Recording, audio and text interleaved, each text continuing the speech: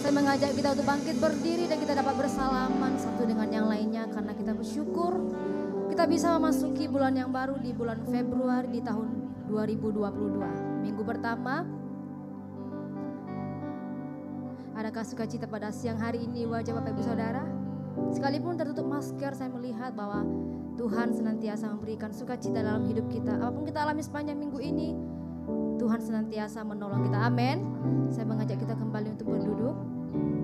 Bapak Ibu Saudara terkasih, kita bersyukur kepada Tuhan kita bisa beribadah pada hari ini Minggu 6 Februari 2022. Di mana gereja kita telah menemukan tema pada tahun ini, yaitu tentang help atau tolong.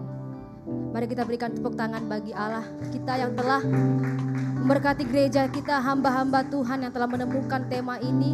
Kita percaya kita mampu mengerjakannya karena ini adalah kata kerja yang setiap hari kita kerjakan dalam kehidupan kita. Pada saat kita bersekolah, pada saat kita bekerja di rumah kita, pasti kita akan pernah atau sering melakukan namanya tolong dan juga menolong.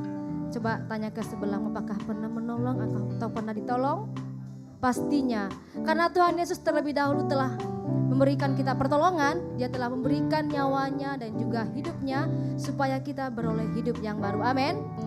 Dan pada minggu ini kita juga akan diberkati dengan tema yang baru, yaitu di topik bulan Februari tentang rendah hati. Firman Tuhan mengatakan siapa yang meninggikan diri, dia akan direndahkan. Siapa yang merendahkan diri, dia akan ditinggikan Allah. Amin. Oleh sebab itu, teladan kita adalah Tuhan Yesus untuk melakukan firman Tuhan tentang rendah hati. Kita tidak melihat siapapun di depan kita yang kita tolong. Yang penting kita memiliki Tuhan Yesus yang telah menggerakkan hati kita untuk dapat menolong sesama kita. Amin. Siap diberkati akan firman Tuhan pada hari ini? Katakan ke sebelahmu, ayo kita siap diberkati saudaraku. Bapak Ibu Saudara terkasih, kita akan perjamuan kudus pada hari ini. Setiap tubuh dan darah Yesus yang telah kita terima, ada ayat firman Tuhan di dalamnya dan kita baca dan kita dapat juga merenungkannya bahwa setiap firman Tuhan yang kita dapatkan itu terjadi dalam kehidupan kita. Dan pada hari ini kita akan diberkati dengan ayat renungan dalam Mazmur 113 ayat 5 sampai 6. Saya mengajak kita untuk bangkit berdiri. Mazmur 113 ayat 5 sampai dengan 6. Siapakah seperti Tuhan Allah kita yang diam di tempat yang maha tinggi, yang merendahkan diri untuk melihat ke langit dan ke bumi. Ayo bersama-sama kita mengatakannya. Mazmur 113 ayat 5 sampai 6. Siapakah seperti Tuhan Allah kita yang diam di tempat yang maha tinggi, yang merendahkan diri untuk melihat ke langit ke bumi. Amin. Tuhan yang akan meninggikan kita. Amin. Sebab kita adalah ciptaan baru.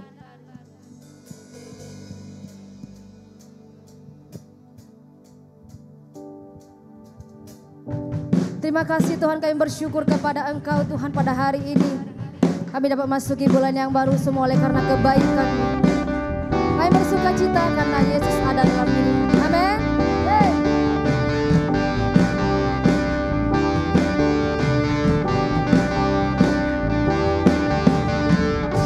Ku percaya Kaulah Tuhan, mengubah hidup menjadi baru. Amin. Ku percaya Kaulah Tuhan,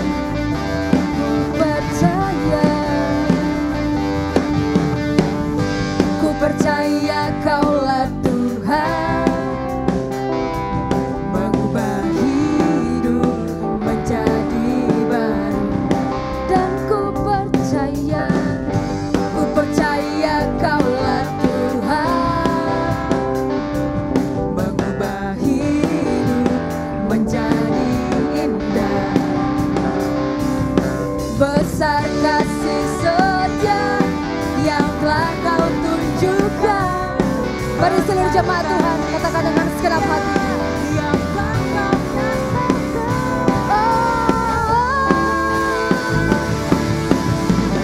Ku tahu diriku menjadi ciptaan baru karena kasih-Mu. Ku siap-siap bersorak. Hey, hey, Yesus Tuhan Tuhan. Oh, hey, hey, Yesus Tuhan Tuhan.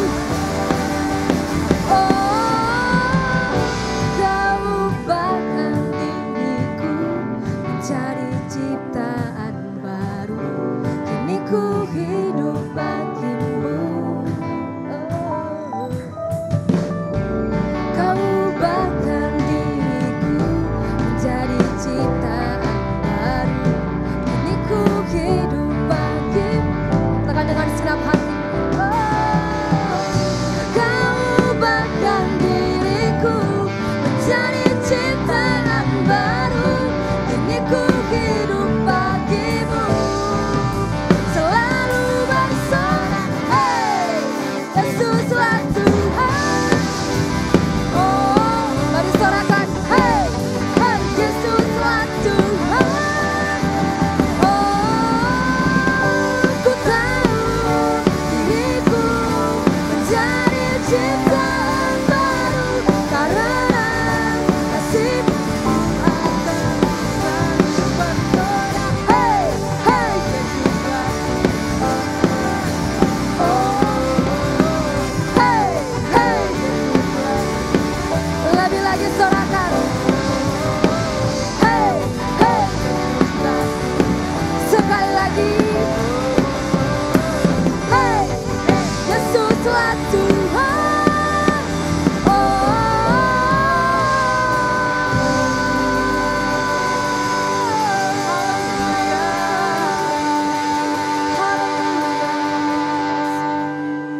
Kami bersyukur padamu.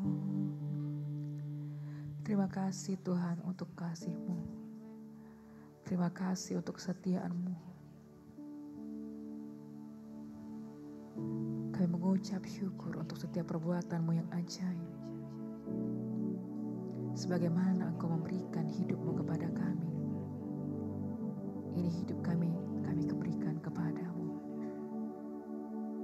Kami berserah sepenuhnya kepada-Mu. Bapa yang setia.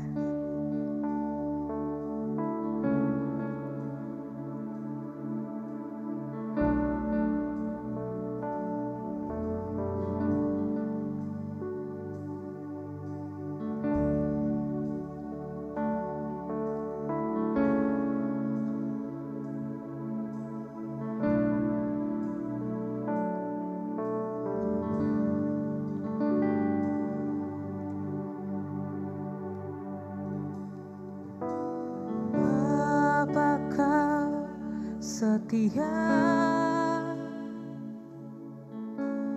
takkan meninggalkan, dan ku percaya Engkau milikku dan ku milik-Mu. Kerinduanku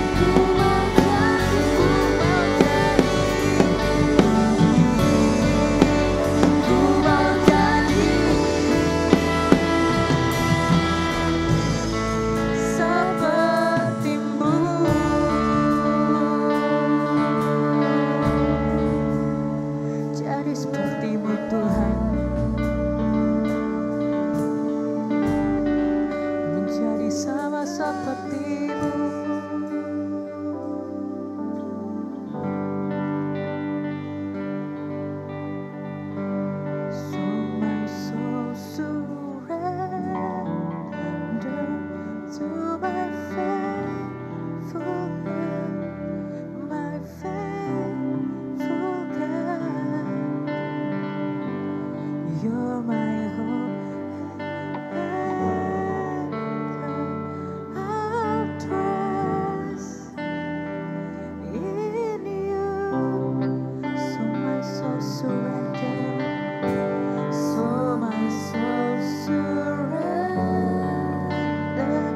to my faithful God, my faithful God.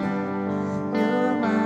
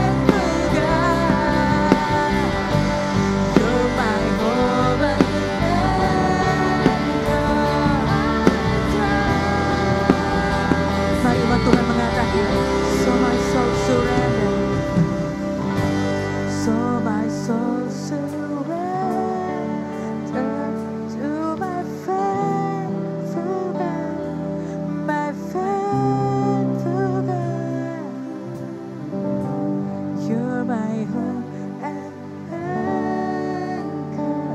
I'll trust you.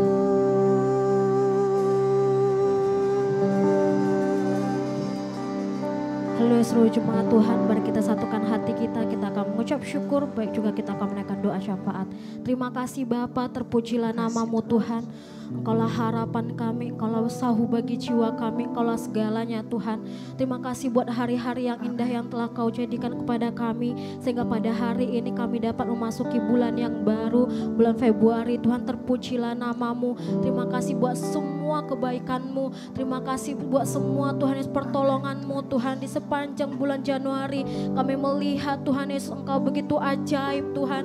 Oh, menuntun langkah-langkah kami setiap harinya Tuhan, sehingga pada hari ini kami bisa memasuki bulan yang baru dengan kesehatan, dengan kekuatan yang daripada Tuhan. Terima kasih Bapa, bahkan kami pada hari ini bisa berdiri memuji, menyenangkan hati-Mu bersama-sama Tuhan Yesus dengan saudara seiman kami. Semua karena Engkau Tuhan yang telah menjadikannya dalam kehidupan kami. Terima kasih juga karena kami telah mengalami kesembuhan Tuhan. Terima kasih firman-Mu digenapi dalam kehidupan kami ya Bapa. Kami juga bersyukur buat keperluan yang telah Tuhan cukupkan bagi kami, sehingga kami dapat membeli motor Tuhan untuk keperluan pekerjaan kami. Terima kasih Tuhan, ketika kami berseru Engkau menjawab ya Bapa. Terima kasih juga Tuhan buat kampus kami yang telah menyetujui untuk cicilan uang kuliah Bapa. Terima kasih buat pertolongan-Mu menjamah Tuhan Yesus Tuhan kampus kami, sehingga kami dapat Tuhan Yesus mencicil uang kuliah kami. Kami percaya, kami serahkan lebih lagi untuk kepada-Mu Tuhan. Kami bersyukur Tuhan buat semua lawatan-Mu, penyertaan-Mu yang luar biasa bagi kami. Dan pada saat ini ya Bapa, kami satukan hati kami untuk berdoa kepada-Mu. Kami bersyukur kami dapat menerima Tuhan tema yang baru, yaitu help ataupun tolong Bapa. Berikan kami kekuatan, berikan kami hikmat. Semua kami membuka hati kami, pikiran kami untuk bersama-sama mengerjakannya, menerimanya Bapa. Seluruh kami jemaat-Mu ya Tuhan, kami percaya ada hal yang luar biasa yang Tuhan jadikan. Bahkan tema yang kami terima ini sungguh luar biasa. Itu kami percaya Tuhan Yesus akan memberkati kami lebih lagi untuk sampai kepada rencana-Mu. Ada hal-hal baru yang akan Tuhan siapkan bagi kami, dan biarlah kami bersama-sama mengerjakannya. Kami bersama-sama bertumbuh terarah kepada firman-Mu Tuhan. Sudah banyak pertolongan-Mu yang telah kami terima Bapa. Bahkan pada hari ini kami ada karena pertolongan-Mu. Biarlah kami Tuhan Yesus dapat Tuhan Yesus menggenapkan janji-Mu, mengerjakan firman ini Tuhan, menjadi saksi di luar sana untuk memuliakan nama-Mu ya Tuhan. Bahkan juga topik-topik yang telah dipersiapkan oleh keluarga gembala sidang kami, bersama-sama kami mengerjakannya di setiap harinya Bapa. Setiap bulannya apapun yang kami terima dari gembala sidang kami Tuhan, lewat topik-topik ini kami percaya itu suara Engkau, itu daripada Engkau Tuhan. Biarlah kami Tuhan Yesus selalu membuka hati kami untuk mengerjakannya, untuk menjadi bertumbuh bersama-sama Tuhan. Dan apapun Tuhan visi yang telah Tuhan taruhkan kepada gembala sidang kami, sama-sama kami dapat menggenapinya di tahun ini Bapa. Berkati lebih lagi gembala sidang kami dalam memimpin kami di tahun ini lewat tema tolong ini dan juga topik-topik bulanannya Bapa. Terima kasih semua kami jemaat-Mu Tuhan, lebih lagi naik level di tahun ini Bapa, karena firman-Mu, karena Engkau yang telah berbicara dan bersabda kepada kami Tuhan. Kami juga berdoa Tuhan bagi anak-Mu yang mengajukan Tuhan penurunan UKT Tuhan Yesus kepada pihak kampus. Mari berkatilah Tuhan, tolong dia Bapa, apapun yang akan diurusnya Tuhan.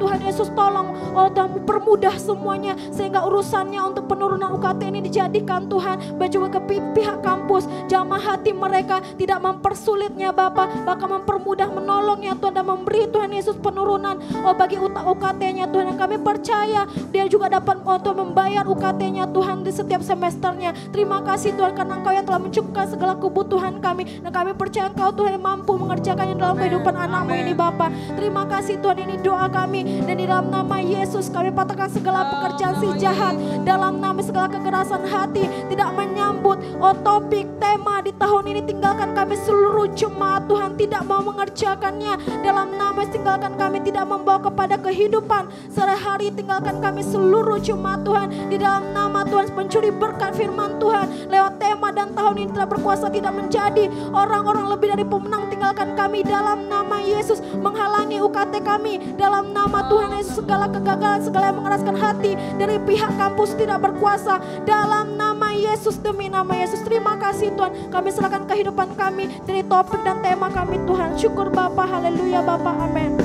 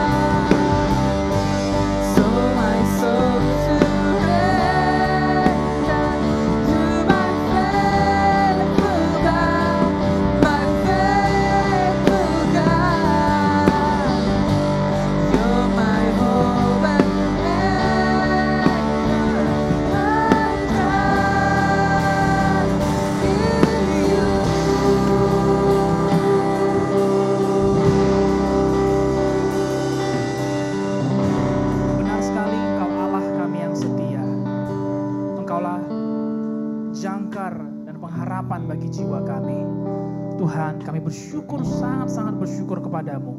Kalau kami boleh kembali berkumpul dan beribadah di hadapan hadirat-Mu Tuhan.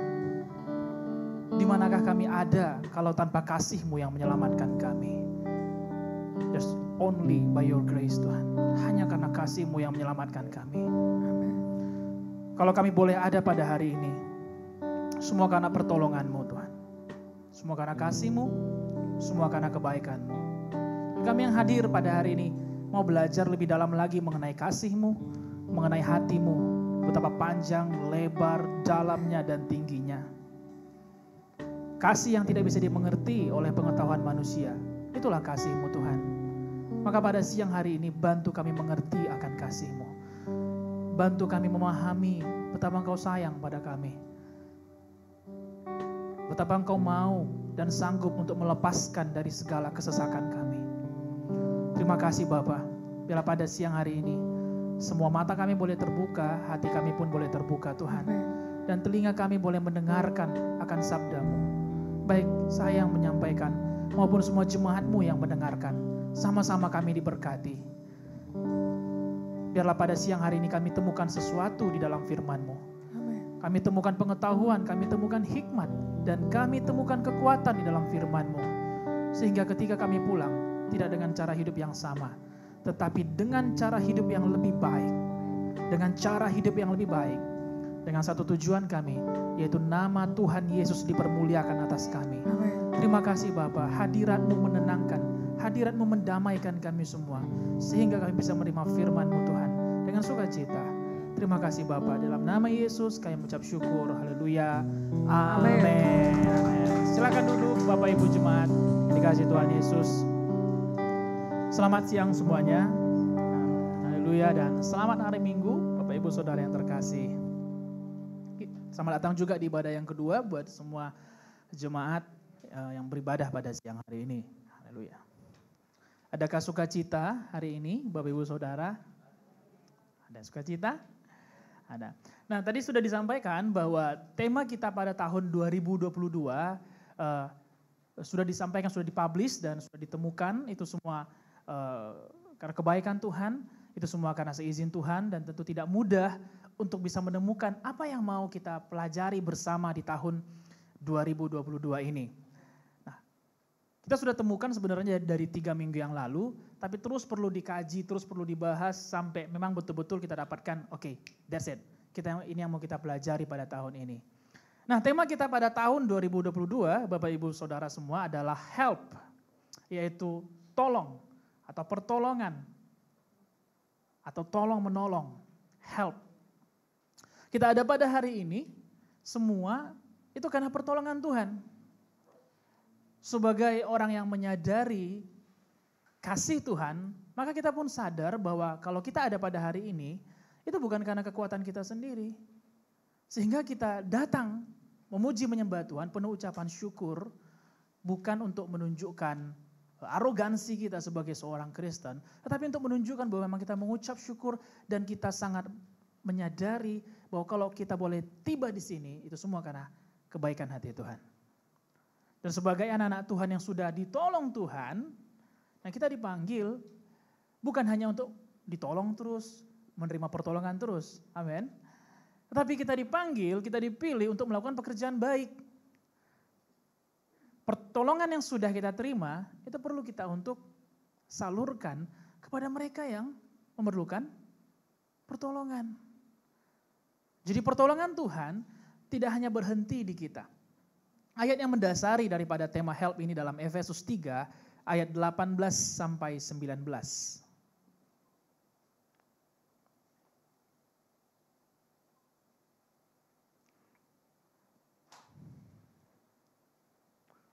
Efesus 3 ayat 18 sampai 19. Mari kita baca bersama-sama. 1, 2, 3. Aku berdoa supaya kamu bersama-sama dengan segala orang kudus dapat memahami betapa lebarnya dan panjangnya dan tingginya dan dalamnya kasih Kristus, dan dapat mengenal kasih itu sekalipun ia melampaui segala pengetahuan. Aku berdoa supaya kamu dipenuhi di dalam seluruh kepenuhan Allah. Efesus 3 ayat 18 sampai 19. Kata pertamanya, Bapak Ibu Saudara, dikatakan, aku berdoa atau Paulus berdoa supaya kamu bersama-sama, bukan kamu sendiri-sendiri. Tetapi kamu bersama-sama dengan segala orang kudus yang semua jemaat Tuhan dapat memahami atau dapat mengerti, dapat menyadari atau dapat menghidupi. Nah, apa yang dihidupin? Yang dihidupin bukan tujuannya kita, bukan hanya cita-citanya kita, pencapaian kita.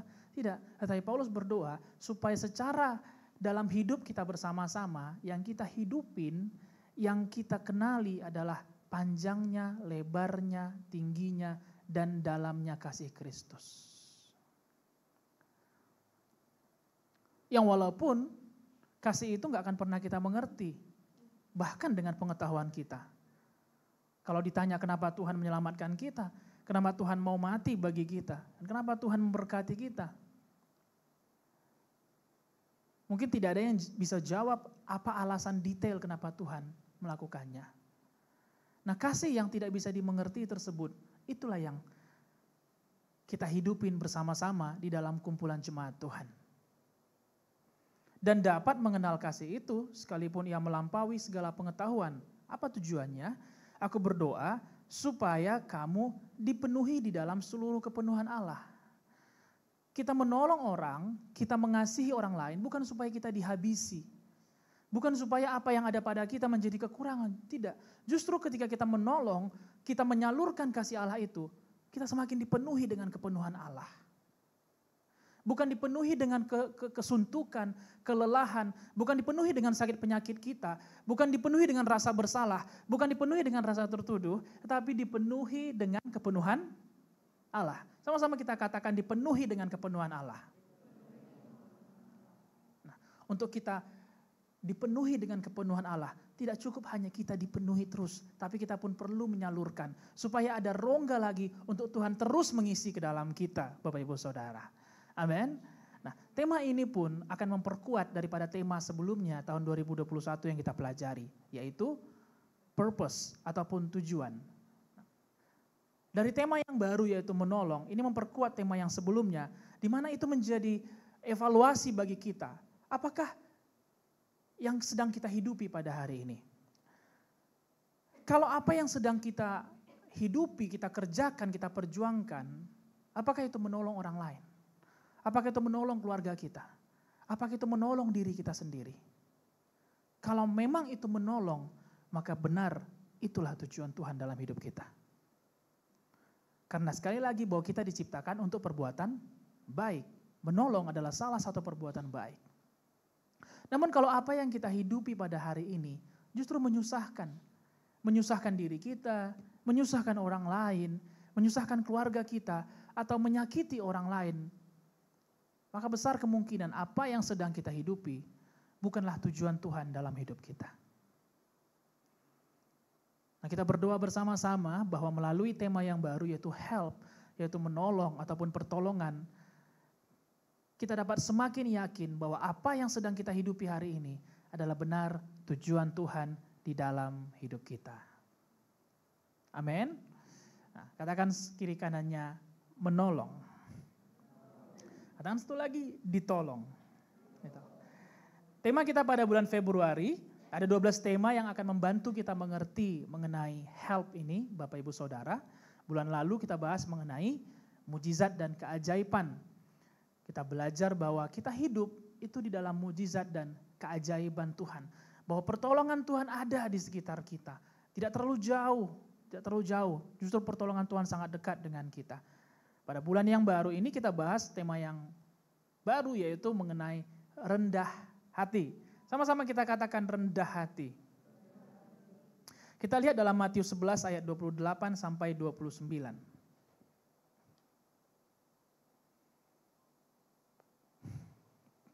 Matius 11 ayat 28 sampai 29.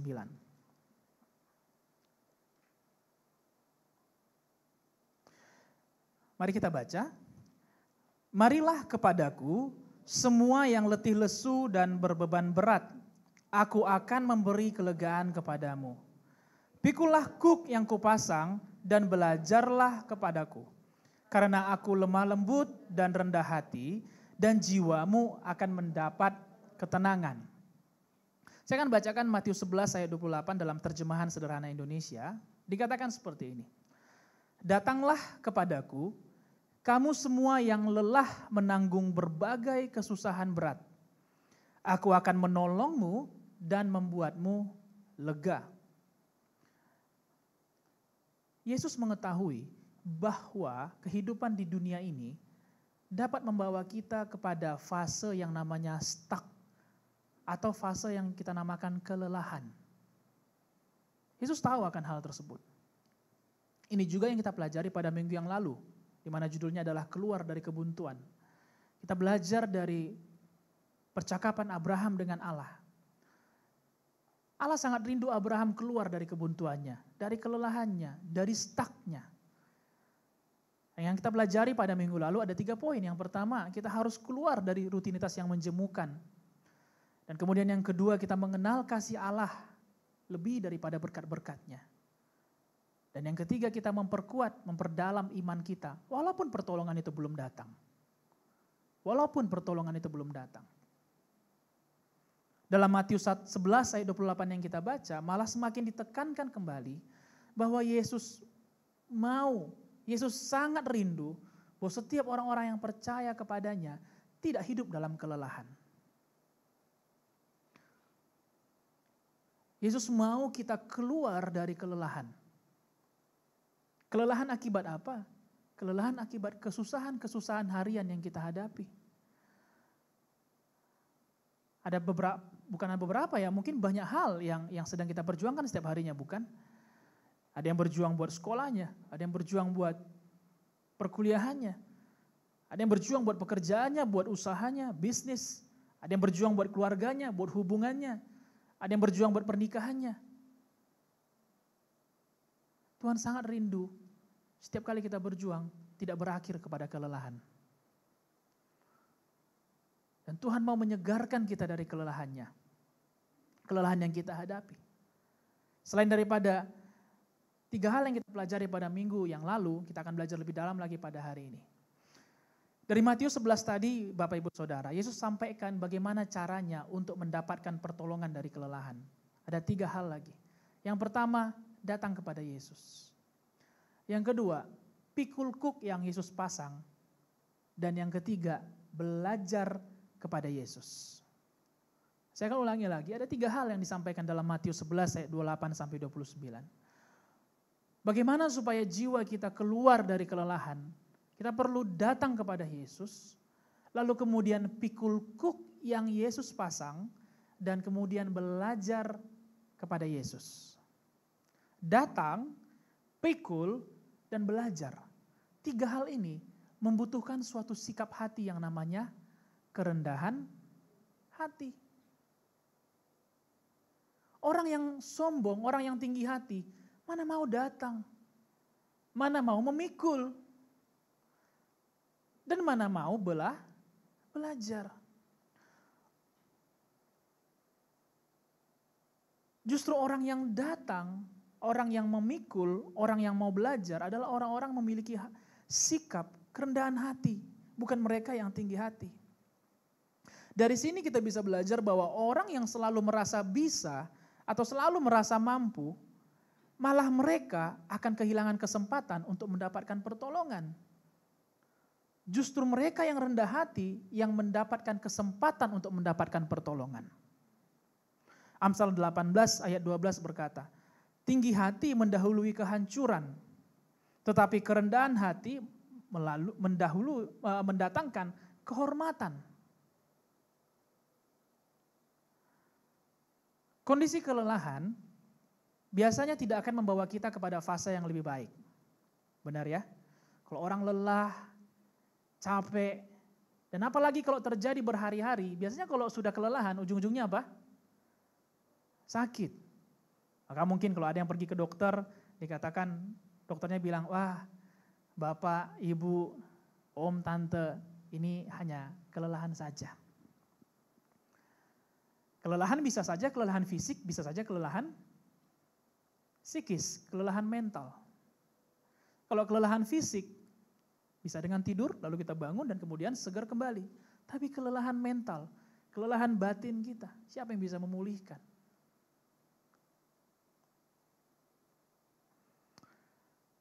Dan kalau kita lelah terus-menerus, maka ujung-ujungnya kita akan jatuh ke dalam sakit. Sakit rohani, sakit badani. Amsal 18 ayat 12 berkata bahwa tinggi hati mendahului kehancuran. Semakin kita tinggi hati, justru mempercepat kehancuran dari kelelahan tersebut. Dengan kita rasa, wah kita mampu sendiri. Oke, I'm fine, aku baik-baik saja. Aku gak butuh ditolong. Aku bisa kok. Aku gak perlu kamu. Terus kita katakan ya kita perlu Tuhan. Lalu kita berkata, tapi aku gak perlu orang lain. Aku cuma perlu Tuhan. Jangan naif Bapak Ibu Saudara. Kita perlu Tuhan dan kita perlu orang lain. Amin. Don't be naif kayak, I just only need God. Gue hanya perlu Tuhan loh, tapi gue gak perlu orang lain. Enggak. Kita perlu Tuhan dan kita perlu sesama kita. Dengan sikap yang tinggi hati, yang tidak memerlukan pertolongan, justru itu akan mendatangkan kehancuran. Dan dengan cara itu kita akan semakin lelah, kita akan semakin capek bila kita bertahan dengan kesombongan kita. Ayat 29 dari Matius 11 berkata bahwa setelah kita datang kepada Yesus, Yesus katakan seperti ini, pikullah kuk yang kupasang. Pikullah kuk yang kupasang. Jadi setelah kita datang kita perlu untuk memikul kuk yang dipasang. Pertanyaannya, apakah kuk itu? Ada beberapa sumber yang menerjemahkan, dan saya ambil sumber dari Lembaga Alkitab Indonesia. Apakah arti daripada kuk? Ada 2 arti yang saya temukan Bapak Ibu Saudara. Yang pertama, secara harafiah, kuk merupakan kerangka kayu yang menghubungkan 2 ekor binatang, biasanya lembu jantan. Pengertian yang kedua, kuk adalah beban atau palang kayu dengan jepitan kayu vertikal yang memisahkan kedua binatang penarik sehingga mereka bisa secara bersamaan menarik beban yang berat. Mungkin gambarnya akan lebih menjelaskan kurang lebih seperti apa gambar daripada kuk itu. Kuk pada zaman Israel selalu diperuntukkan untuk 2 ekor binatang. Biasanya kerbau ataupun lembu. Tujuannya adalah untuk membajak. Bukan membajak kapal ya, tetapi membajak sawah atau membajak ladang atau untuk membuka lahan yang baru. Dan kuk itu selalu diperuntukkan bukan untuk 1, tetapi untuk 2. Kuk yang Yesus maksudkan di dalam Matius 11 bukan lagi kuk perhambaan dosa. Roma 6 ayat 17 sampai 18 katakan seperti ini. Tetapi syukurlah kepada Allah, dahulu memang kamu hamba dosa, tetapi sekarang kamu dengan segenap hati telah mentaati pengajaran yang telah diteruskan kepadamu. Kamu telah dimerdekakan dari dosa dan menjadi hamba kebenaran. Kuk yang Yesus pasangkan kepada kita setelah kita datang kepada kita, bukan lagi kuk atas dosa kita. Bukan lagi untuk kita menanggung kesedihan, kekecewaan, keterpurukan. Bukan lagi kita untuk menanggung kemiskinan, kutuk, menanggung sakit penyakit. Bukan kuk itu yang Yesus paksakan. Kalau kuk itu yang Yesus pasangkan kepada kita, apa gunanya dia mati di kayu salib? Apa gunanya dia mati di kayu salib? Justru kuk dosa itu dipasangkan kepada dirinya. Supaya kuk yang baru dipasangkan kepada kita. Boleh sekali lagi gambar tadi? Kuk yang baru bukan kuk untuk 1 orang saja, tetapi untuk 2 orang. Apa artinya? Kuk yang baru adalah hukum kasih. Bahwa kita nggak pernah jalan seorang diri. Selalu ada bantuan di samping kita. Selalu ada help di samping kita. Dan pada zaman itu, tidak akan pernah dipasangkan lembu yang lemah dengan lembu yang lemah. Seminimalnya lembu yang lemah dengan lembu yang lebih kuat. Atau sama-sama kuat. Tetapi biasanya akan dipasangkan lembu yang lemah dan lembu yang lebih kuat. Sehingga terjadi keseimbangan. Kuk inilah yang dipasangkan Yesus kepada kita, jemaat di perjanjian baru. Kuk ini adalah hukum kasih yang membuat kita bisa berjalan berdampingan, bukan lagi seorang diri. Dengan begitu, kita dapat bersama-sama menanggung beban kita dan juga beban saudara kita. Pada saat yang bersamaan, kuk yang tadi digambarkan, kuk itu mengikat. Kuk itu mengikat. Kuk itu enggak longgar Bapak Ibu Saudara. Ikatan itu enggak longgar. Hukum kasih itu enggak boleh longgar. Karena kalau ikatannya longgar, maka yang satu bisa jatuh. Tetapi kalau ikatannya kuat, maka bisa saling bertolong-tolongan. Jadi ada 2 arti daripada kuk tersebut. Yang pertama bahwa kita enggak pernah berjalan seorang diri. Kita selalu punya pendampingan.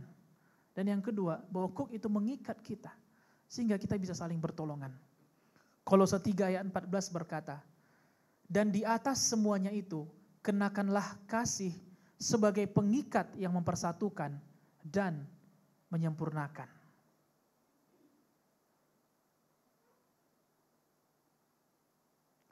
Kuk yang Yesus pasangkan kepada kita, bukan lagi kuk dosa. Kuk yang baru. Kuk yang baru, ikatan yang baru, yaitu hukum kasih. Kasih itu menyempurnakan, menutupi segala kesalahan. Kasih menyempurnakan segala sesuatu. Mari Bapak Ibu Saudara yang terkasih, biarlah kuk ini yang kita pasang atas diri kita. Di dalam gereja, di dalam keluarga kita. Kita gak cukup hanya datang kepada Yesus, lalu nikmati berkat-berkatnya saja. Setelah kita datang, kita perlu dengan rela hati, kita perlu dengan rendah hati, memasangkan kuk. Dan Tuhan katakan kuk yang dia pasang itu ringan. Ya ringanlah, orang ada penolongnya. Kenapa dikatakan? Karena beban yang kupasang itu ringan adanya. Kenapa? Karena kita gak seorang diri. Di mana-mana sih kalau kalau nggak sendiri pasti lebih ringan bukan? Ya kan, pasti lebih ringan. Ngerjakan PR berdua, bertiga pasti lebih ringan. Membangun pondasi kalau cuma sendiri berat, tapi kalau beramai-ramai pasti lebih ringan. Mendorong mobil sendiri sesak napas juga, tapi coba berdua, bertiga pasti akan terasa lebih ringan. Saya sendiri pernah mengalami suatu ketika mobil mogok di rumah. Dan ya Bapak Ibu Saudara tahu bahwa masuk ke rumah itu ada tanjakan yang cukup tinggi. Dan waktu itu mobil sedan saya yang akinya soak. Yang waktu itu ada Kak Meme, Aje, saya. Ya 1 orang harus di mobil kan, 2 orang di luar. Kalau melihat-lihat Kak Meme sama Aje 2 orang rasanya kurang. Datanglah 1 orang lagi, 3 orang. Itu pun sebenarnya dengan akal pikiran manusia susah karena tanjakannya cukup tinggi untuk masuk ke dalam rumah. Tetapi karena dikerjakan bersama-sama, seorang misalnya Kak Meme yang terlihat lemah, jadi hebat juga. Karena akhirnya kan mobil itu hidup. Dan kita nggak tahu kan siapa yang ternyata mendorong lebih kuat, ya semuanya sama-sama capek kan pastinya. Udah dorong kan, entah pun dia nggak dorong atau enggak ya kita nggak tahu. Tetapi akhirnya mobil itu terdorong dan kemudian hidup. Segala sesuatu bila dikerjakan bersama-sama akan terasa lebih ringan. Cook itu marilah kita pasang dalam gereja kita, dalam keluarga kita, dimanapun kita ada. Sehingga musim seperti apa nantinya yang akan kita hadapi, perubahan apa yang akan nanti kita hadapi, enggak membuat kita menjadi hancur. Enggak membuat kita menjadi tercerai-berai. Enggak membuat kita menjadi saling menyalahkan. Oh ini salah Anda, oh ini salah kamu, ini salah kamu. Kita enggak tahu kan Bapak Ibu Saudara, perubahan apa yang akan terjadi. Seberat apa yang akan terjadi ke depannya. Enggak ada yang tahu, siapa sih yang tahu hari esok. Dan justru dalam 2 tahun belakangan, banyak perubahan-perubahan yang di luar daripada nalar kita. Di luar daripada logika kita. Oleh sebab itu Tuhan mengatakan setelah kita datang, kita pikul kuk yang dia pasang.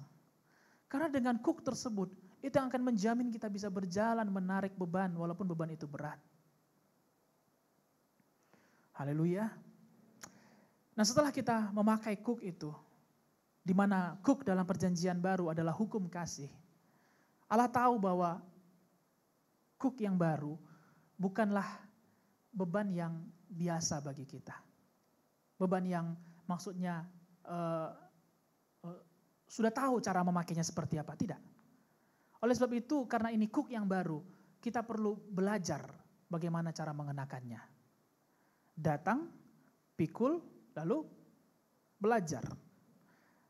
Yesus katakan seperti ini, belajarlah kepadaku karena aku lemah lembut dan rendah hati. Yesus katakan dalam Matius 11 ayat 29 tadi, belajarlah kepadaku karena aku lemah lembut dan rendah hati.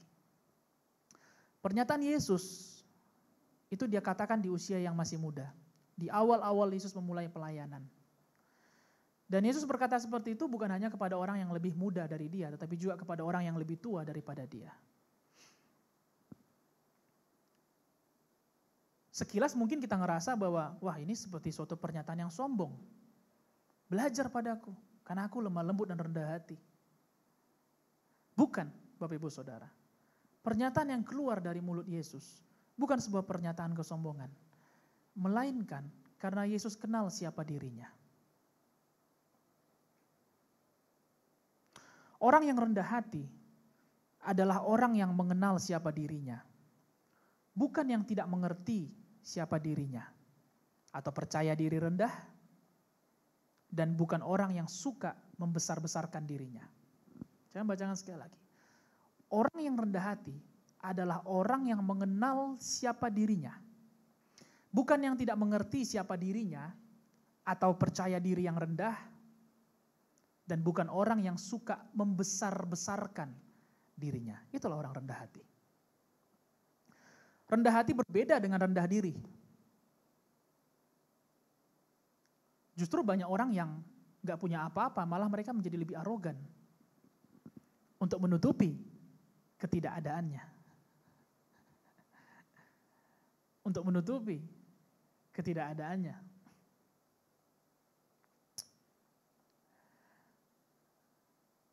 Rendah hati tidak sama dengan rendah diri. Kita bisa menjadi pribadi yang rendah hati tanpa harus kehilangan kepercayaan diri kita. Atau merasakan diri kita gak mampu apa-apa. Rendah hati bukan, ya udah kamulah, iya kamu saja, saya gak usah. Kamu aja yang melayani, kamu aja yang memberi. Bu kita yuk, ini yuk memberi yuk, ada yang membutuhkan. Gak apa-apa kamu aja. Om kita memberi yuk, gak apa-apa adik aja duluan. Itu rendah diri. Yuk kita pelayanan bareng yuk. Kayaknya kamu bisa lah main musik nanti di 4D kamu bisa. Enggak abang aja. Aku biasa-biasa aja bang. G, C, F gitu. Gak apa. Nanti minggu depan kamu ya yang mimpin lagu ya. Mimpin pujian ya di 4D ya. Aduh gak apa-apa abang aja bang. Urapan Tuhan kurang sama aku. Sama abang urapan Tuhannya lebih luar biasa. Rendah hati beda dengan rendah diri. Kita bisa menjadi pribadi yang rendah hati tanpa harus kehilangan kepercayaan diri. Kita bisa tetap mengerjakan talenta kita, menunjukkan talenta kita, tetapi tetap rendah hati. Amin. Nah, apakah dasar-dasar daripada kerendahan hati? Apakah yang menjadi dasar kerendahan hati? Supaya kita kemudiannya tidak menjadi salah persepsi mengenai kerendahan hati. Ada 4 poin Bapak Ibu Saudara. Yang pertama, dasar dari kerendahan hati. Kita perlu mengenali diri kita sendiri. Kenali diri sendiri. Kenali kekurangan kita. Kenali kelebihan kita. Kalau kita kenal kekurangan kita, maka mudah bagi kita untuk minta tolong sama orang lain. Karena kita emang gak mampu. Kenali juga kelebihan kita. Dan mulai kerjakan kelebihan kita. Sehingga kita dengan ringan tangan bisa menolong orang lain yang membutuhkan kelebihan kita. Ada amin? Kenali kelebihan dan kekurangan kita.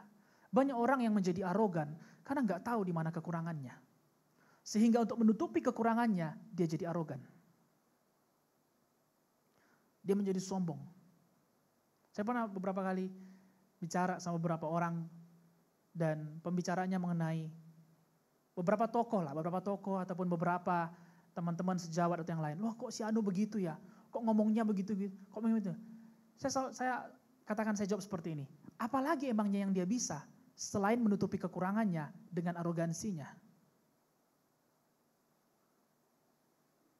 Bagi semua teman-teman anak muda, kalau emang kita nggak bisa, kita perlu kenali apa yang kita tidak bisa.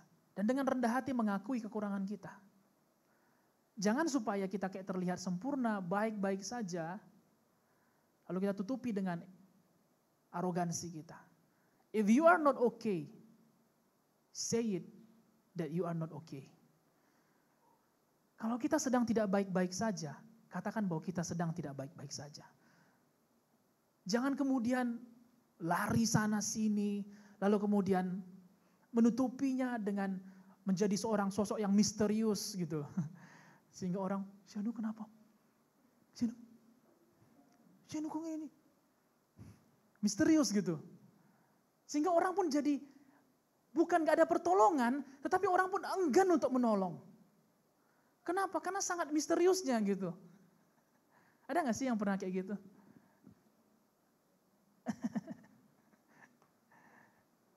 Saya pernah, karena malu rasanya kalau kurang. Sebagai contoh simpel saja. Orang baru tahu saya nggak punya bapak, itu setelah saya jadi dokter. Teman-teman SMA saya baru tahu saya nggak punya orang tua, bapak, itu pada waktu saya jadi dokter. Sebisa mungkin saya tutupin kekurangan saya itu. Ya, apakah bagus atau tidak? Saya kurang tahu, tapi selama berapa tahun saya hidup, saya harus menutupi bagaimana saya hidup. Seolah-olah saya punya orang tua yang lengkap. Enak? Enggak enak. Karena harus berusaha menghidupi suatu kehidupan yang bukan kita sendiri. Maka kenalilah diri kita sendiri. Kenali kelebihan, kenali kekurangan kita. Dengan sikap yang rendah hati, maka akan memudahkan kita untuk mengakui kehebatan orang lain. Dan memberikan pujian bagi mereka. Dan kalau kita kenal kekurangan kita, maka rendah hati memampukan kita memuji orang lain yang menolong kita. Makasih ya. Wah kamu ternyata bagus ya. Wah kamu jago ya, kamu hebat ya di sana. Dengan rendah hati kita menyanjung mereka. Dan kerendahan hati juga membuat kita, ketika kita melakukan kelebihan kita, ketika melakukan talenta yang kita punya, kita gak menerima pujian yang berlebihan. Dan kita gak mengharapkan pujian yang dilebih-lebihkan. Haleluya. Saya teringat pada waktu saya awal-awal pelayanan di keyboard. Waktu itu saya baru pulang dari Jakarta. Dan kemudian itu SMP kelas 3 naik kelas 1 SMA. Lalu kelas 1 SMA. Di Jakarta ada satu lagu yang saya pelajari. Sebab Tuhan Maha Besar. Intronya itu menurut saya pada waktu itu keren sekali. Saya belajar itu berhari-hari di Jakarta. Dengan satu tujuan, ketika di Padang saya akan tunjukkan ini. Ketika di Padang dan kemudian saya balik ke pelayanan, lalu kemudian saya mainkan intro tersebut dalam satu ibadah dengan keyboard. Dulu belum enggak full band, baru itu dengan keyboard. Dan tentu itu mendatangkan kekaguman dari orang yang mendengarkannya. Karena di masa itu GKI Padang belum seperti itu. Nah ketika orang mendengarkannya setelah saya selesai ibadah, lalu orang katakan, wah Lip, keren ya, ini banyaklah yang memuji. Dan tentu kita menjadi senang, puas, karena memang apa yang saya latih selama berminggu-minggu di Jakarta, ternyata berjalan dengan baik di sini. Amin, sampai di situ bisa dimengerti ya Bapak Saudara. Oke. Nah setelah kemudian saya tukar baju, lalu kemudian kita masih tinggal di gereja waktu itu, lalu kemudian kita makan, ya salah seorang full timer bilang seperti ini, Pi, pujian itu manusianya itu. Pujian kita datang dari Tuhan. Rohani kan? Rohani kali pun. Pujian kita datang dari Tuhan, Pi. Bukan keluarga saya ya, salah satu full timer pada waktu itu. Supaya jangan nanti mikir keluarga saya, enggak. Ketika saya makan, pujian orang itu masih teringat di telinga saya. Dan saya sangat puas dengan itu, karena saya sudah berusaha. Dan saya bergairah dan saya berpikir, wah saya akan buat lagi yang lain. Saya akan cari lagi intro-intro yang lain. Saya akan kerjakan lebih baik lagi daripada itu. Tapi ketika saya makan, dia datang lalu katakan, Pi, pujian kita datang hanya dari Tuhan saja, bukan dari manusia. Seketika niat saya untuk belajar lagi, turun-turunnya. Benar pujian kita datang dari Tuhan, tapi bukan berarti mulut kita gak bisa dipakai memuji manusia. Bukan untuk menyanjung mereka, menyembah mereka, enggak. Tapi katakan, you did good. Kau sudah lakukan luar biasa, kamu baik sekali. Terima kasih ya pelayanannya. Senyumanmu, aduh tadi aku datang, banyak masalahku. Tapi ketika kamu salam dan kamu senyum, aduh ya 50% hilang lah bebannya. 50% lagi biar ku tanggung sendiri lagi pulang dari sini.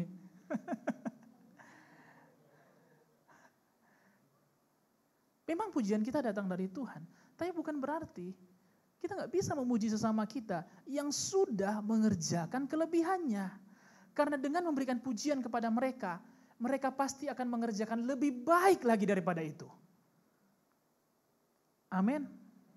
Amin. Nah kebiasaan itu perlu kita bangun Bapak Ibu Saudara, khususnya di dalam keluarga kita. Yang kedua, kenalilah tujuan Tuhan. Kelebihan yang kita miliki, jangan sampai malah merusak rencana Tuhan dalam hidup kita. Kelebihan yang kita punya, talenta yang kita punya, jangan malah merusak rencana Tuhan. Demikian halnya juga kekurangan kita, jangan malah menjauhkan kita dari Tuhan. 2 Korintus 12 ayat 9. Tetapi jawab Tuhan kepadaku, cukuplah kasih karuniaku bagimu. Sebab justru dalam kelemahanlah kuasaku menjadi sempurna. Sebab itu terlebih suka aku bermegah atas kelemahanku, supaya kuasa Kristus turun menaungi aku. Bukan artinya Paulus terus berada di dalam kelemahannya, tidak. Tetapi lebih daripada bermegah akan kelebihannya, Paulus lebih lagi untuk mengingat bahwa dia tetap seseorang yang lemah. Kelebihan, kecakapan, kekayaan yang kita miliki akan merusak rencana Tuhan bagi kita kalau kita menggantungkan harapan kita kepada kelebihan kita itu. Masing-masing kita punya kecakapan bukan? Punya kelebihan. Minimal kelebihan posisi. Minimal kelebihan posisi. Salah satunya posisi orang tua. Bagaimanapun kita nggak bisa membantah posisi orang tua. Nggak ada itu istilahnya sweet lalu kemudian ganti posisi. Yang anak jadi orang tua. Mak kalau kalah mama jadi anak satu hari. Aku jadi mama. Nggak ada sebab saudara. Paling tidak kelebihan posisi itu pun harus dipergunakan, bukan untuk merusak rencana Tuhan. Dan saya tidak bermaksud untuk menasihati para orang tua, tidak. Tapi marilah kita mempergunakan posisi-posisi kita. Minimal posisi dalam keluarga, atau kemudian posisi di dalam gereja. Pergunakan bukan untuk merusak rencana Tuhan bagi kita dan bagi orang lain. Jangan taruh harapan kita pada posisi itu, pada kelebihan itu. Jangan taruh kebanggaan kita pada itu. Sembari kita bangga akan kelebihan kita, ingatlah bahwa kita tetap punya kelemahan. Dan justru bukan di dalam kehebatan kuasa Tuhan sempurna, tetapi di dalam kelemahan kita, kuasa Tuhan semakin sempurna. Maka poin kedua, kenalilah tujuan Tuhan. Tahun lalu kita banyak belajar mengenai purpose.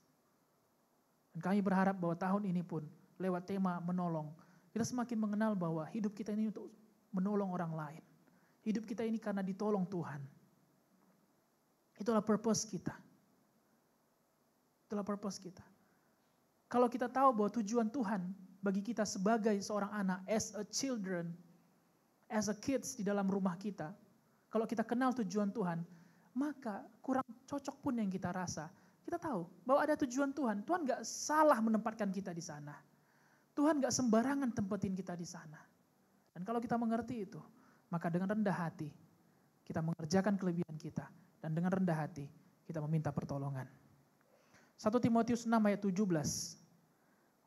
Peringatkanlah kepada orang-orang kaya di dunia ini, agar mereka jangan tinggi hati dan jangan berharap pada sesuatu yang tak tertentu seperti kekayaan, melainkan pada Allah yang dalam kekayaannya memberikan kepada kita segala sesuatu untuk dinikmati.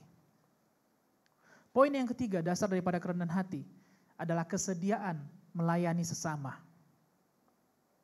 Bagaimana cara kita bisa melayani sesama kita?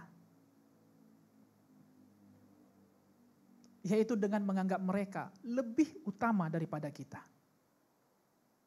Filipi 2 ayat 3b, sebaliknya, hendaklah dengan rendah hati yang seorang menganggap yang lain lebih utama daripada dirinya sendiri.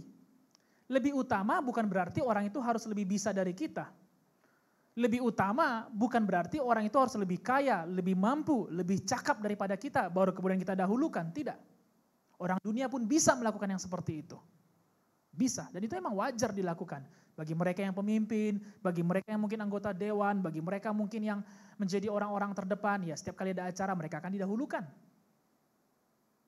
Tapi bagi kita, anak-anak Tuhan, orang-orang percaya yang sudah diselamatkan Tuhan, Allah rindu kita bisa mendahulukan kepentingan orang lain, walaupun mereka lebih rendah daripada kita. Walaupun mereka lebih rendah daripada kita. Hanya dengan mendahulukan kepentingan orang lain, kita bisa melayani. Dan pelayanan kita menjadi pelayanan yang benar dan berkenan di hadapan Tuhan.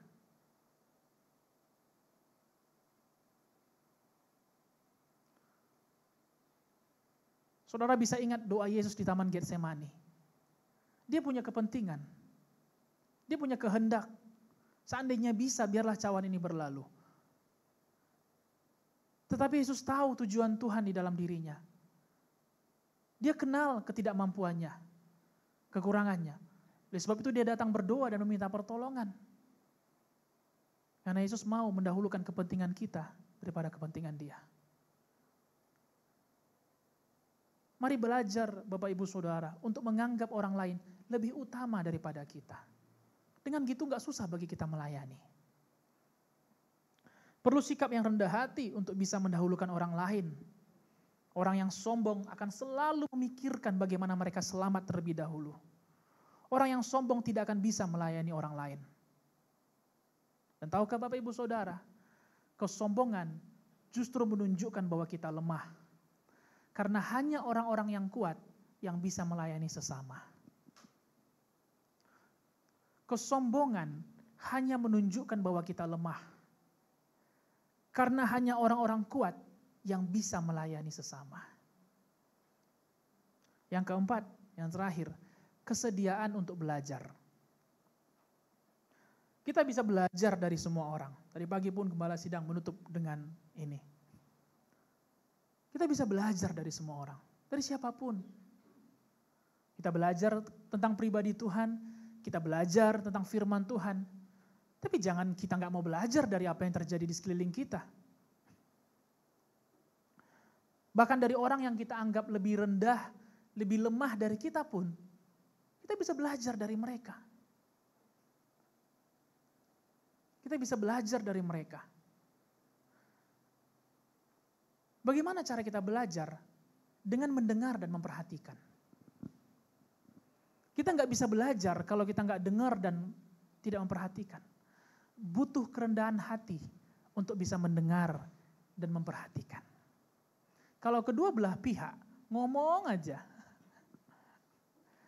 Ya, pertama gigi 1, gigi 2, 3, lama-lama gigi terakhir. Kenapa? Karena nggak ada yang dengar. Semuanya mau ngomong. Nggak ada yang memperhatikan. Semuanya mau ngomong. Padahal ketika kita mendengarkan, ada yang bisa kita pelajari. Sama seperti yang kita lakukan pada hari ini.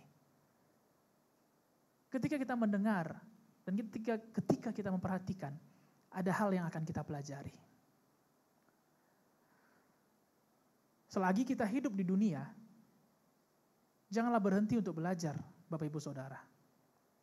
Janganlah berhenti belajar. Tidak ada orang yang terlalu tua untuk belajar. Tidak ada yang terlalu tua untuk belajar. Belajarlah untuk menghargai orang lain. Khususnya bagi kita anak-anak muda. Belajarlah menghargai orang lain. Which is itu kita nggak dapetin dari dunia virtual kita, dari medsos kita. Karena di dalam medsos kita, semua orang bisa bertindak semaunya. Kita akan dapatkan bagaimana cara kita menghargai orang, itu kita dapatkan di dalam interaksi nyata kita. Jadi walaupun kita punya media sosial, jangan lupa untuk berinteraksi secara nyata. Amin. Karena kita akan belajar menghargai di sana. Menghargai dengan apa? Dengan sikap kita, perbuatan kita, dengan tutur kata kita, dengan cara pandang kita. Kita menghargai mereka. Amsal 18 ayat 12 tadi berkata bahwa kerendahan hati, justru kerendahan hati yang mendatangkan penghormatan. Sikap arogan, sikap sombong, justru mendatangkan orang meremehkan kita. Kita lihat bahwa zaman begitu cepat berubah. Kalau kita nggak mau belajar Bapak Ibu Saudara, kita akan ketinggalan. Kita akan tergiling dengan perubahan-perubahan yang terjadi. Oleh sebab itu marilah kita belajar. Buka mata kita. Dari orang yang tidak mampu sekalipun, kita bisa belajar sesuatu. Enggak hanya dari orang yang hebat kita rasa, yang cakap kita rasa. Enggak. Kalau itu mah kita nggak usah belajar rendah hati. Kita udah pasti lebih rendah daripada dia. Justru kita belajar rendah hati dari orang yang kita anggap nggak mampu. Dari orang yang kita anggap, aku nggak mungkin belajar sesuatu dari kamu. Justru dari mereka lah kita akan belajar sesuatu Bapak Ibu Saudara. Dan untuk belajar dari mereka yang secara posisi lebih rendah daripada kita, butuh kerendahan hati. Amsal 11 ayat 2. Jikalau keangkuhan tiba, tiba juga cemooh. Tetapi hikmat ada pada orang yang rendah hati. Saya berharap ini semua bisa memberkati kita pada hari ini. Untuk menjadi pribadi yang rendah hati. Tadi pagi judul firman Tuhan adalah belajar rendah hati seperti Yesus. Siang ini saya berikan judul, Pikulah kuk dan belajarlah. Mari pikul kuk yang baru. Bukan lagi kuk yang lama, perhambaan dosa, tangisan, kekecewaan, air mata, bukan. Tapi pikulah kuk yaitu hukum kasih yang mengikat, yang mempersatukan. Dan belajar kepada dasar-dasar kerendahan hati. Sama-sama kita Bapak Ibu Saudara. Saya, kita semua belajar rendah hati. Ada 4 dasar yang kita pelajari. Kenali diri kita sendiri. Kenali tujuan Tuhan dalam hidup kita. Kesediaan untuk melayani sesama. Dan kesediaan untuk belajar. Melalui kita belajar untuk rendah hati. Matius 11 ayat 29 berkata, justru di sana jiwa kita akan mendapatkan ketenangan. Jiwa kita akan mendapatkan kelegaan. Justru di saat kita memilih untuk menjadi rendah hati. Sehingga kita gak mudah panik dengan perubahan-perubahan yang terjadi. Rendah hati bukan berarti membuat kita diremehkan. Rendah hati justru mendatangkan pertolongan Tuhan atas kita. Tuhan Yesus memberkati kita semua. Mari kita bangkit berdiri. Siapkan hati kita untuk menerima perjamuan kudus pada siang hari ini. Saudara boleh berdoa. Dan kalau ada yang saudara perlu ungkapkan, minta ampun kepada Tuhan, Bapak Ibu Saudara boleh mengungkapkannya sambil kita memuji dan menyembah Tuhan.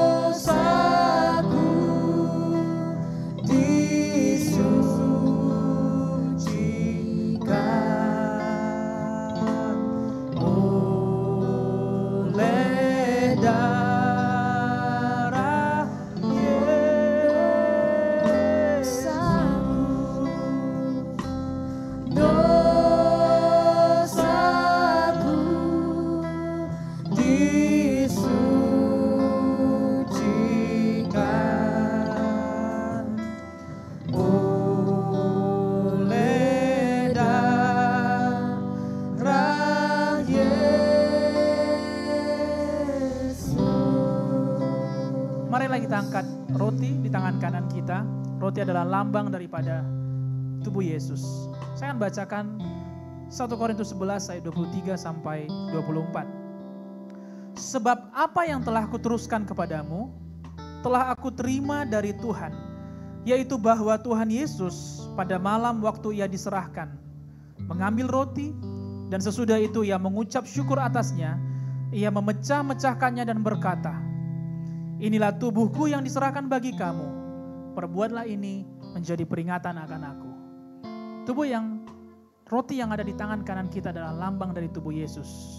Tubuh yang dibagikan bagi kita sehingga tubuh kita bebas dari kutuk dosa. Mari dengan ucapan syukur pecahkanlah dan marilah kita makan di dalam nama Yesus.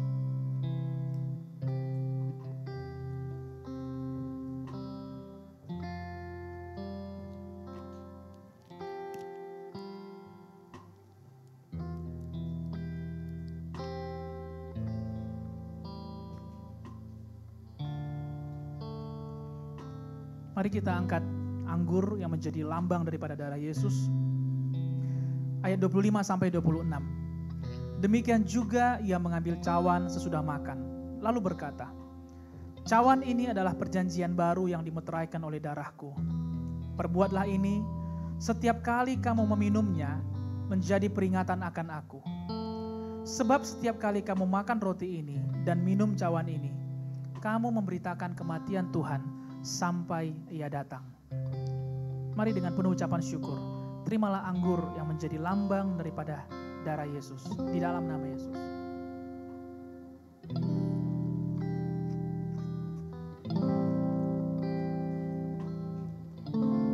Terima kasih Tuhan. Naikkanlah syukur Bapak Ibu Saudara. Naikkanlah pujian ucapan syukur kita, penyembahan kita kepada Tuhan. Naikkanlah dan pujilah Tuhan. Dia baik, Dia mengasihi kita. Kau sangat baik Tuhan, telah mengampuni kami, menyucikan segala dosa dan pelanggaran kami. Kami bersyukur karena pada siang hari ini kami satu meja dengan-Mu Tuhan. Terima kasih Tuhan, terima kasih untuk kebaikan. Terima kasih untuk kemurahan hati-Mu Tuhan. Terima kasih Engkau tidak pernah membiarkan kami seorang diri. Terima kasih untuk pertolongan-Mu dalam kehidupan kami. Terima kasih karena kematian-Mu menghidupkan kami. Dan terima kasih karena kebangkitan-Mu mengangkat segala kutuk dosa dan sakit penyakit kami. Terima kasih Tuhan Yesus. Terima kasih karena Kau baik bagi kami. Terpujilah nama-Mu Tuhan. Kami bersyukur Tuhan buat firman-Mu yang kami dengarkan pada siang hari ini. Biarlah firman-Mu menjadi kekuatan, menjadi rema bagi kami. Kami telah belajar satu tema yang baru pada hari ini, yaitu tentang rendah hati. Dan kami mau datang kepadamu, memikul kuk yang baru yang Kau pasang dan belajar kepadamu karena Engkau adalah pribadi yang lemah lembut dan rendah hati. Ajari kami Tuhan Yesus, ajari kami Roh Kudus, supaya dimanapun kami ada, di keluarga kami, di gereja kami, di komunitas di mana kami ada, kami belajar untuk menjadi seseorang yang rendah hati seperti Yesus. Dari mula datang penghormatan kami Tuhan, dan biarlah melalui tema yang baru ini, jemaat-Mu menjadi jemaat yang lebih dewasa lagi. Amen. Yang lebih berakar lagi di dalam Engkau. Bukan hanya orang Kristen biasa, tetapi orang-orang bisa melihat ada perubahan di dalam kehidupan kami. Terima kasih Bapa, terima kasih Tuhan Yesus. Kami mengucap syukur kepadamu dan kami berdoa bagi persembahan kami pada siang ini. Kami berikan yang terbaik, kami berikan yang paling baik Tuhan. Kami berikan kepadamu tidak dengan setengah hati tapi dengan sepenuh hati. Berkatilah apa yang sisa, yang tinggal, biarlah itu pun dicukupkan kepada kami. Berkatilah perpuluhan, ucapan syukur, pembangunan penginjilan yang diberikan. Terima kasih Bapa. Dan kami berdoa, Tuhan mengajari kami untuk memanajemen keuangan kami dengan baik, sehingga apa yang tinggal dicukupkan dan bahkan berkelimpahan. Terima kasih Bapa, kami bersyukur karena kami dapat menyelesaikan ibadah pada hari ini. Biarlah kami pulang dengan damai sejahtera. Terima kasih buat kesempatan bagi kami untuk beribadah, untuk belajar sesuatu pada hari ini. Tidak lupa kami berdoa bagi bangsa dan negara kami, bagi pemerintah kami. Tuhan lindungi, Tuhan jagai. Hati Bapa menjadi milik mereka. Bahkan juga dalam menghadapi gelombang ketiga dalam COVID, Tuhan kami berdoa. Biarlah hikmat yang daripadamu menjadi milik pemerintahan kami. Sehingga mereka bisa mengambil keputusan yang tepat dan tidak merugikan siapapun. Kami berdoa bagi Tuhan kota kami, bagi Sumatera Barat. Kami berdoa dalam penjagaan dan perlindungan Tuhan saja. Kami berdoa Tuhan untuk suatu hal yang lebih baik sedang Tuhan kerjakan bagi Sumatera Barat. Pembangunan yang lebih baik, ekonomi yang lebih baik, sistem budaya yang lebih baik Tuhan akan nyatakan bagi Sumatera Barat. Terima kasih Bapa. Kami berdoa gerejamu kuat dan bertahan di dalam kondisi apapun. Dan kami berdoa bagi gembala sidang, keluarga, bagi full timer, leaders, para pelayan-pelayan dalam gereja ini kami serahkan kepadamu. Tuhan menjaga mereka, menguatkan mereka, memampukan mereka, sehingga mereka semua dapat melayani Tuhan dengan sungguh-sungguh. Terima kasih Bapa, kami serahkan semua kehidupan kami, jemaat ini ke dalam tangan pengasihan-Mu. Engkaulah Bapa kami, Gembala kami yang baik, sehingga kami tidak akan pernah takut akan apapun. Dan kami bisa melihat masa depan kami sungguh ada dan tidak akan pernah gagal rencana Tuhan. Terima kasih Bapa, di dalam nama Yesus kami hancurkan segala maut, kematian, segala wabah, pandemi. Di dalam nama Yesus, kegagalan tinggalkan apa yang sedang kami kerjakan. Di dalam nama Yesus. Terima kasih Bapa, kami mengucap syukur padamu. Jemaat Tuhan, marilah angkat tangan kita dengan penuh rendah hati. Dan terimalah berkat daripada Bapa Surgawi, berkat daripada Tuhan Yesus, dan persekutuan dengan Roh Kudus menyertai kita sekarang sampai selama-lamanya. Dan semua yang percaya berkata, Amin. Amin. Amin. Tuhan Yesus memberkati Bapak Ibu Saudara, dan selamat hari Minggu.